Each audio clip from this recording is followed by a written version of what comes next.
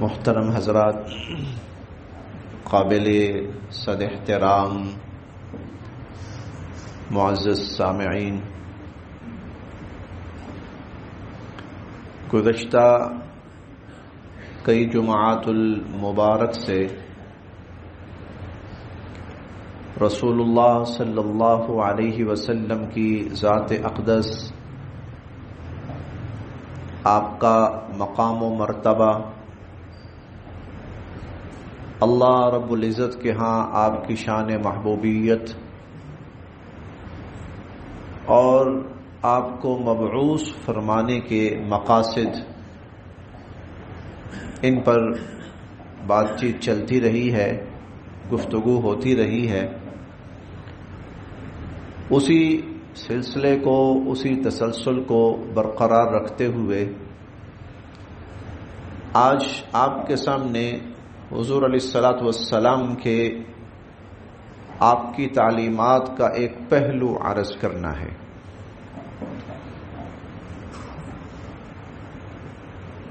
اور وہ پہلو یہ ہے کہ اللہ رب العزت نے آخرت کی نجات اور کامیابی اور دنیا کی ہدایت اور آخرت کی نجات اور کامیابی، اس کو مشروط کر دیا ہے۔ دنیا کی ہدایت اور آخرت کی نجات اور کامیابی کو مشروط کر دیا ہے، اور وہ مشروط کیا ہے کہ حضور صلی اللہ علیہ وسلم کے طور طریقوں پہ زندگی گزارو گے تو میں نے بخشنا ہے۔ حضور علیہ الصلوۃ والسلام کے طور طریقوں پہ زندگی گزارو گے تو میں نے بخشنا ہے۔ آج کل کی اصطلاح کو سامنے رکھتے ہوئے میں آسان لفظوں میں کہہ سکتا ہوں، صرف سمجھانے کے لیے، یہ نہیں کہ قیامت کے دن ایسا ہی ہوگا، میں صرف سمجھانے کے لیے یہ بات کہہ سکتا ہوں کہ قیامت والے دن اللہ رب العزت جب حساب کتاب کا معاملہ شروع فرمائیں گے تو یوں لگتا ہے کہ ایک سافٹ ویئر ایسا ہے جو اللہ رب العزت نے وہاں قائم کیا ہوا ہے، اور جو بھی انسان اپنا نامہ اعمال لے کے آتا ہے تو سسٹم کے اوپر اس کو رکھا جائے گا، سافٹ ویئر اس کو ایکسپٹ کرے گا تو اوکے، نہیں ایکسپٹ کرے گا تو نو۔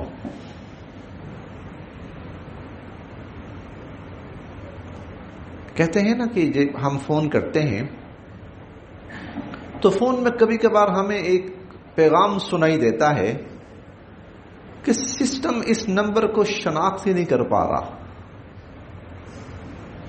تو ہو سکتا ہے قیامت کے دن اللہ رب العزت جب انسانوں کے حساب کتاب کا، مغفرت کا اور بخشش کا سلسلہ شروع فرمائیں تو بھائی سسٹم جس نظام کو، جس کو قبول کرے گا، جس نامہ اعمال کو قبول کرے گا، حساب کتاب کی جس کتاب کو، رجسٹر کو قبول کرے گا، تو وہ شخص کامیاب قرار پائے گا، دائیں ہاتھ والا قرار پائے گا، جنتی قرار پائے گا، رحمت والا قرار پائے گا۔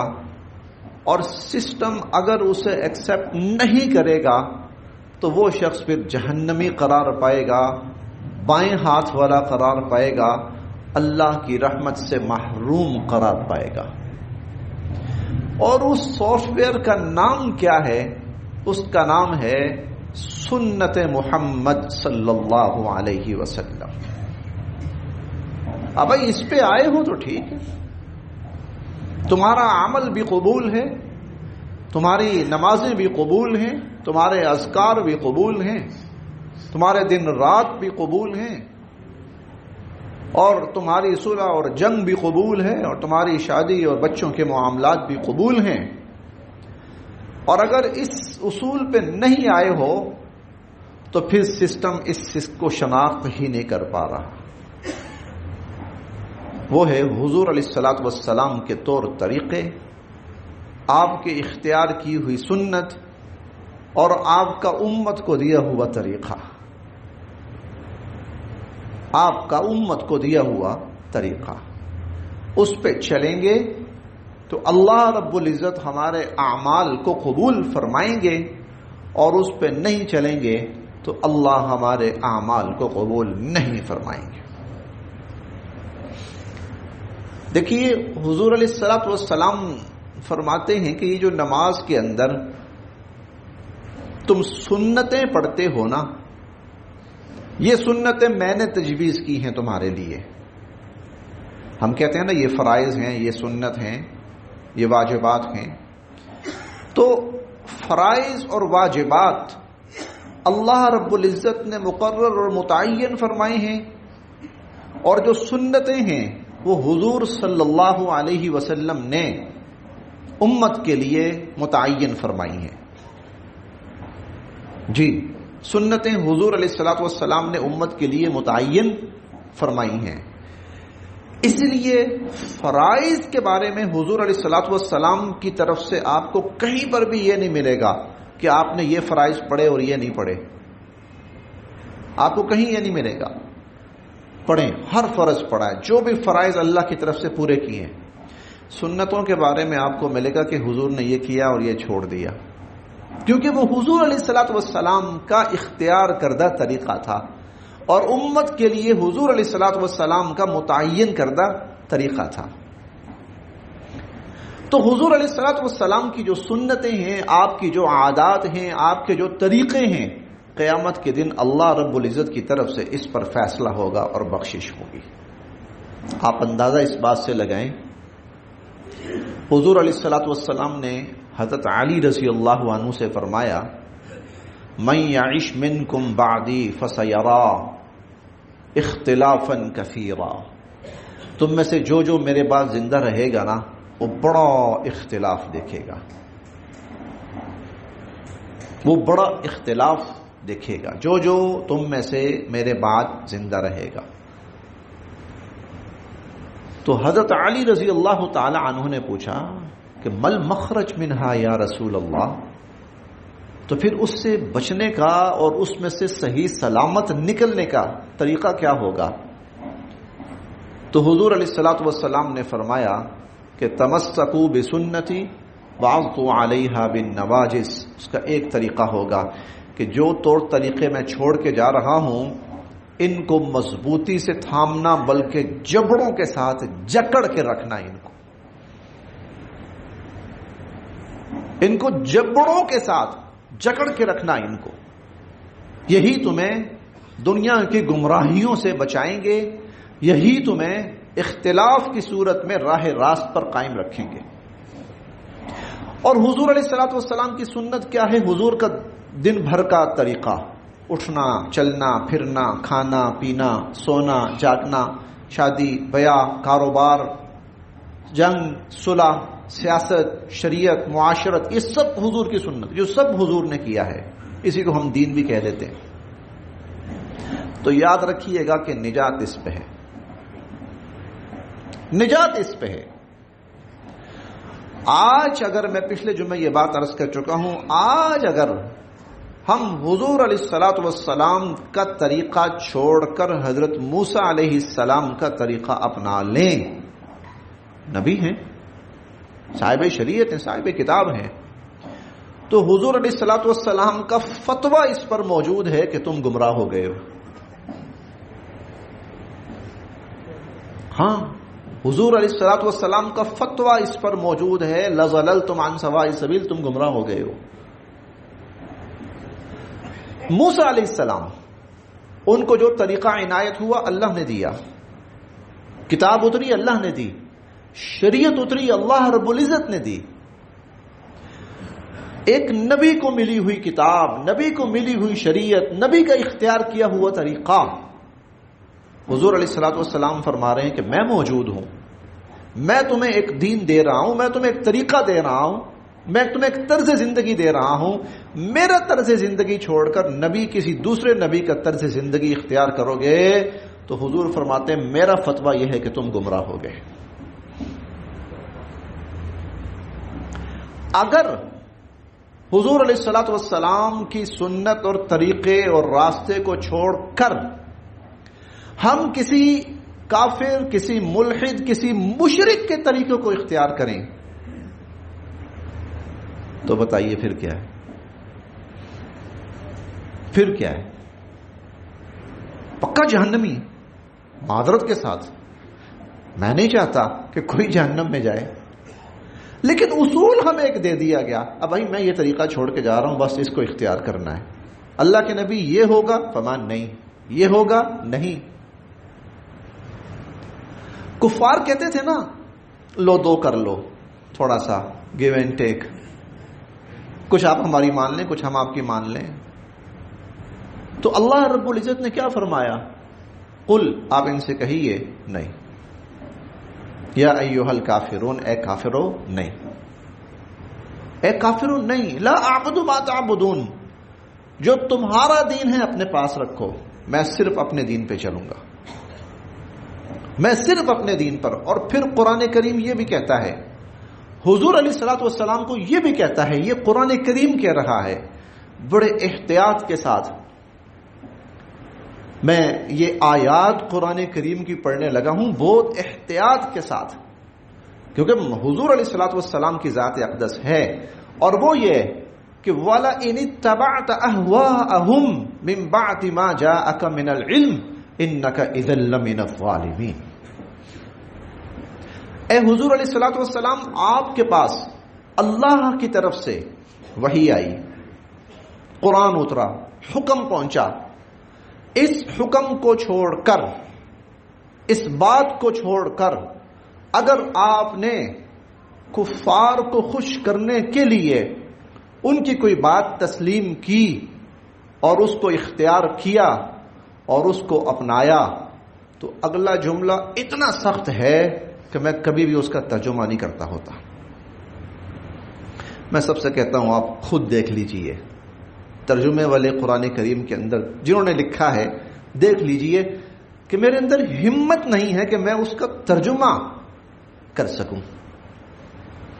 وَلَئِنِ اتَّبَعْتَ أَهْوَاءَهُمْ، اگر آپ ان کے کہی ہوئے باتیں، ان کے لائے ہوئے طریقے، ان کے اختیار کیے ہوئے رسم و رواج، کچھ بھی اگر آپ نے اس کو اختیار کیا، اس کو چھوڑ کر جو میں اتار رہا ہوں، جو وہی آپ کے پاس آ رہی ہے، اس کو چھوڑ کر اگر آپ نے اس کو اختیار کیا، اِنَّكَ إِذًا لَّمِنَ الظَّالِمِينَ۔ اور قرآن کریم ہی کے یہ الفاظ ہیں، مَا لَكَ مِنَ اللَّهِ مِن وَلِيٍّ وَلَا نَصِيرٍ، پھر اللہ کبھی آپ کی مدد نہیں کرے گا، کبھی اللہ آپ کی حمایت نہیں کرے گا۔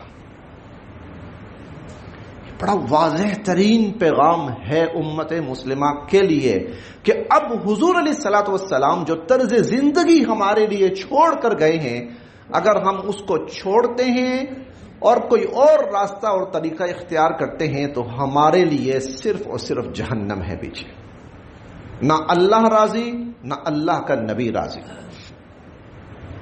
حضور علیہ الصلوۃ والسلام فرماتے ہیں کہ من احب سنتی، جس نے میرے طریقوں کو اور میری سنت کو اس سے محبت کی، فقط احبنی، اس نے مجھ سے محبت کی۔ ومن احبنی کان معی فی الجنہ، اور جس نے مجھ سے محبت کی ہے وہ جنت میں کل میرے ساتھ ہوگا، وہ کل جنت میں میرے ساتھ ہوگا۔ اور یہ بھی فرمایا حضور علیہ الصلوۃ والسلام نے، یہ خطبہ حجۃ الوداع ہے، آخری اجتماعی گفتگو حضور علیہ الصلوۃ والسلام کی صحابہ کرام سے، فما لعلی لا القاکم بعد عامی ھذا، آج کے بعد میری تم سے اس طرح ملاقات نہیں ہو سکے گی۔ تو دین کی اہم ساری باتیں اور تعلیمات میں آج بتا کے جا رہا ہوں۔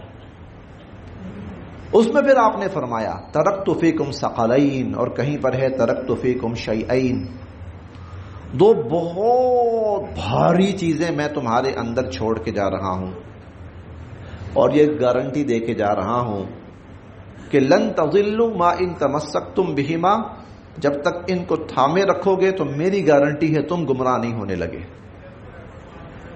کبھی گمراہ نہیں ہوگے، ہرگز گمراہ نہیں ہوگے اگر ان کو تھامے رکھو گے۔ وہ دو بھاری چیزیں کیا ہیں؟ کتاب اللہ، اللہ کی کتاب چھوڑ کے جا رہا ہوں، و سنتی، اور اپنی سنتیں اور طریقے چھوڑ کے جا رہا ہوں،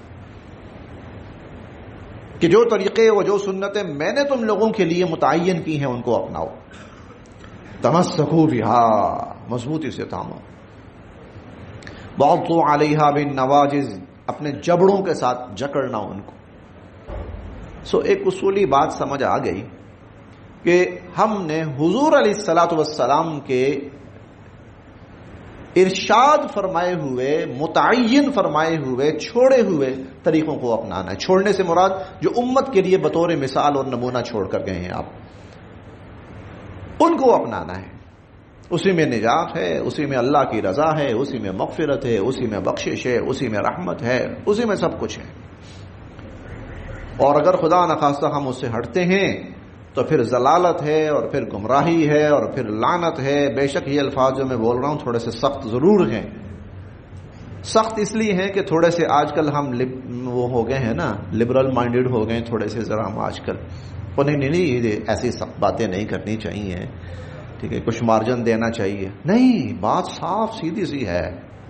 قیامت کے دن فیصلہ اللہ رب العزت نے، اور عمل کی قبولیت اللہ رب العزت نے حضور علیہ الصلوۃ والسلام کے طریقے کے ساتھ مشروط کر رکھی ہے۔ ہم اپنی زندگی کے اندر کافروں والے طریقے اپنائیں اور قیامت والے دن حضور علیہ الصلوۃ والسلام کے ساتھ کی تمنا کریں تو ہم سے بڑا بے وقوف اور احمق اور جاہل کوئی نہیں ہے، اور ہے ایسا ہی ہے۔ ہاں، کہ ساری زندگی ہم یہ سوچیں کہ ان جیسا بنیں، ان جیسے دکھیں، ان جیسے ہم نظر آئیں، اور سوچ یہ رکھیں کہ قیامت کے دن حضور کا قرب اور حضور کے ہاتھوں سے جام کوثر نصیب ہو۔ واہ واہ، کیا اللہ کو بھول جانے والے ہیں کہ قیامت کے دن اللہ بھول جائیں گے کہ تم کہاں رہتے تھے، تمہیں پسند کون تھے، اپنی غمی خوشی، اٹھنا بیٹھنا، لباس، رہن سہن، تمہیں کون سا سٹائل پسند تھا؟ جبکہ میں تمہیں کہہ کر گیا تھا لقد کان لکم فی رسول اللہ اسوۃ حسنہ، کہ تمہارے لیے میں نے یہ ہستی بھیجی ہے، اس کے طور طریقوں کو اپنانا ہے۔ تمہیں یورپ پسند تھا، تمہیں مغرب پسند تھی، تمہیں میوزک پسند تھا، تمہیں ڈھول باجے تماشے پسند تھے، تمہیں سود پسند تھا، تمہیں آزادی کے نام پر بے حیائی پسند تھی، یہ تو سب کفر کا کیا دھرا ہے۔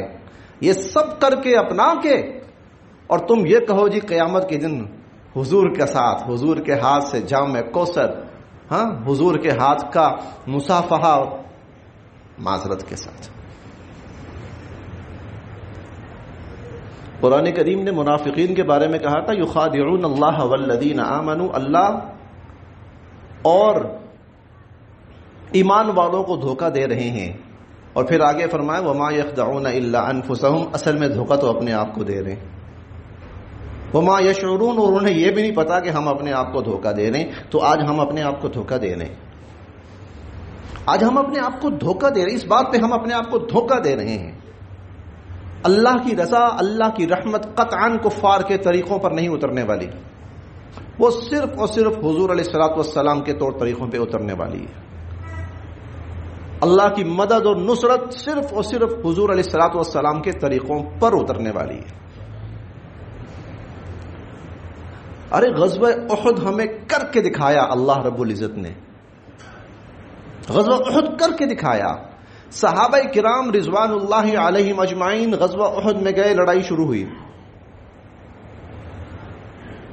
لڑائی کے چند ابتدائی لمحات کے اندر ہی مسلمان کفار کے اوپر غالب آ گئے۔ سیدنا امیر حمزہ رضی اللہ تعالیٰ عنہ شہید ہونے سے پہلے 30 سے زائد کافروں کو قتل کر چکے تھے۔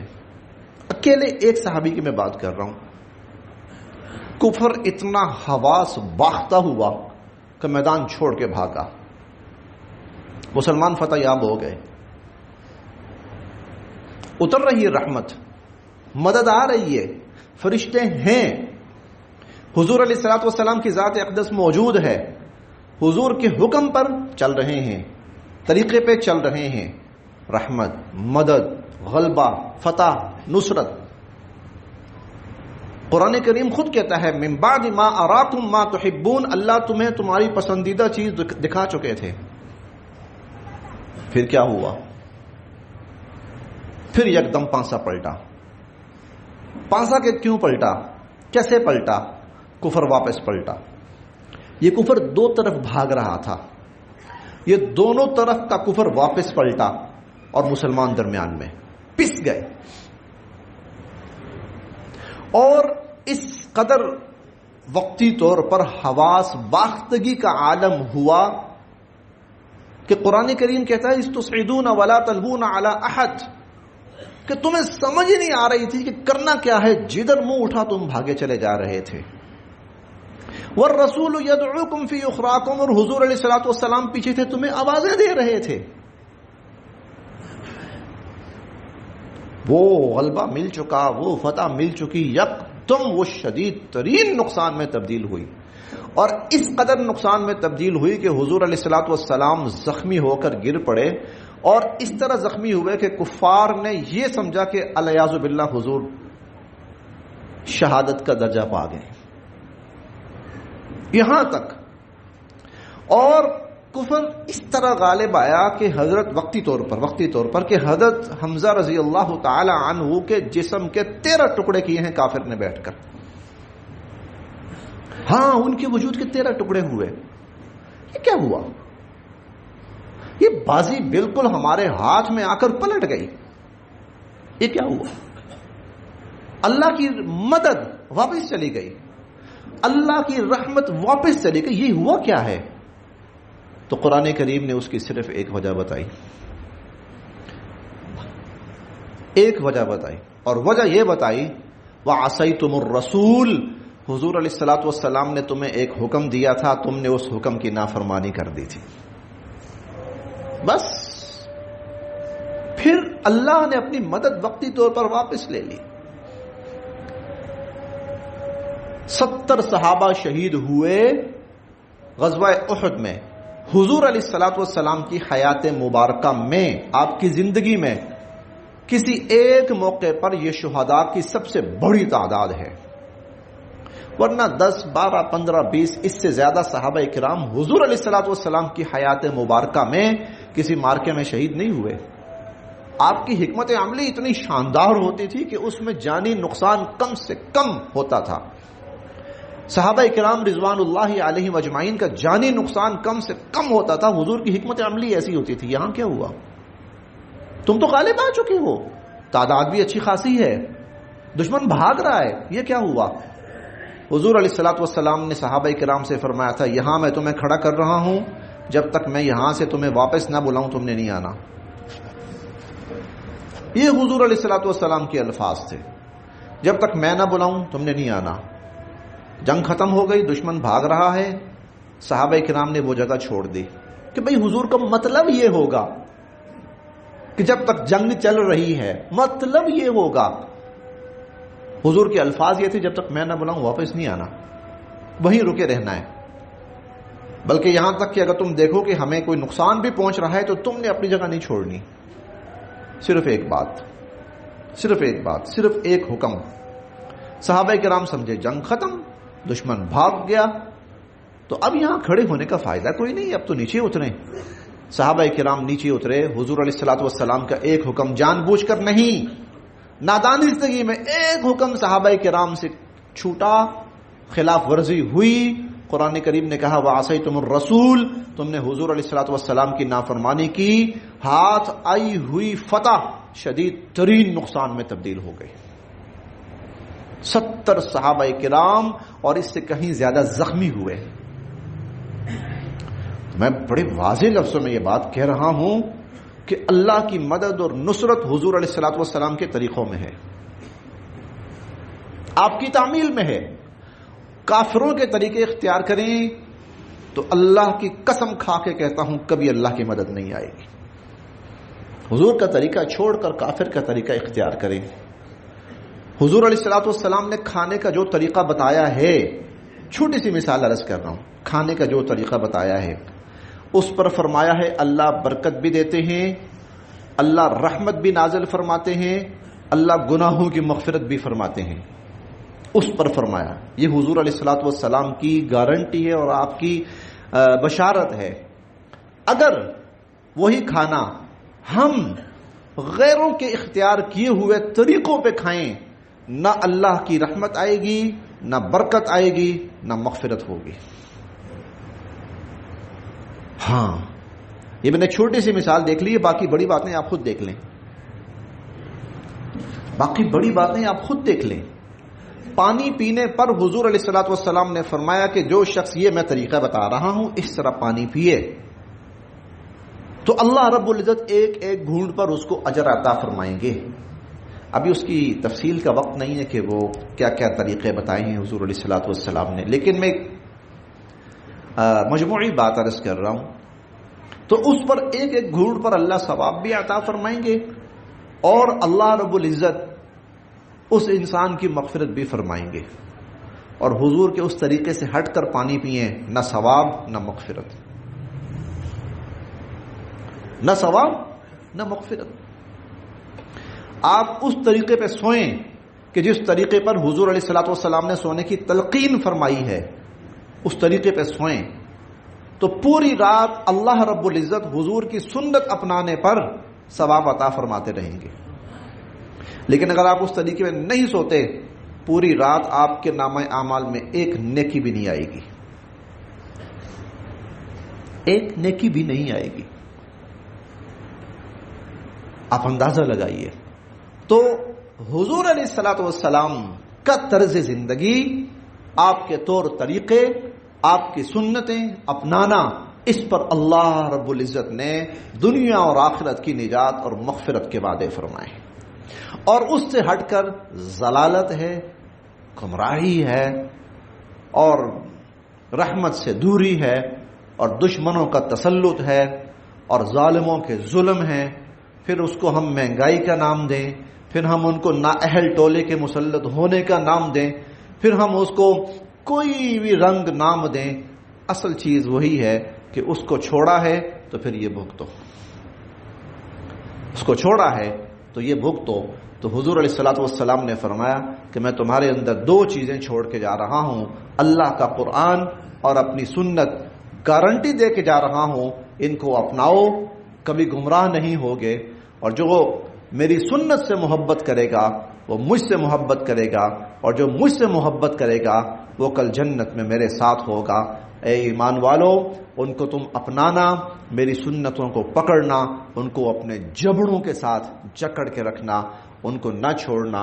اللہ رب العزت میرے اور آپ سب کے لیے عمل کی راہیں آسان فرمائے. وآخر دعوانا